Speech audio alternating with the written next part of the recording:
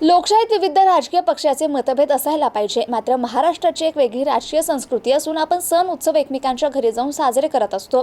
माझी आणि अंबादास दानवे यांची ओळख महाविद्यालय जीवनापासून आहे। दरवर्षी मी दिवाळीला त्यांच्या घरी जात असतो, ईदला ते माझ्या घरी येत असतात।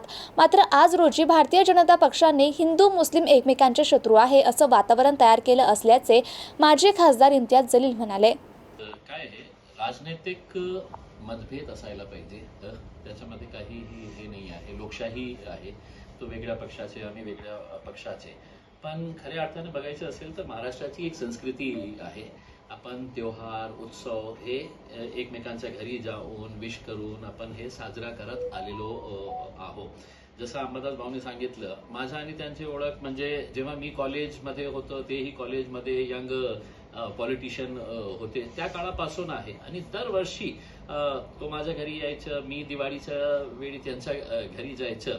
पण दुर्दैवाने आज एक अशा वातावरण तयार करण्यात आलेला आहे की एकमेकांचे शत्रू झालेले आहे असं दाखवण्याचे जे प्रयत्न आहे ते मला असं वाटतं की ते चुकीचं आहे। ईद मिलन म्हणजे काय आहे? मिलन का मतलब ये है कि एक दूसरे से मिलेंगे, गले मिलेंगे, शीरखुरमा पिएंगे, मैं इनके पास जाऊंगा तो इनके पास फराळ खाऊंगा दिवाली के ऊपर के अंदर। ते महाराष्ट्राची संस्कृती होती, कल्चर होता।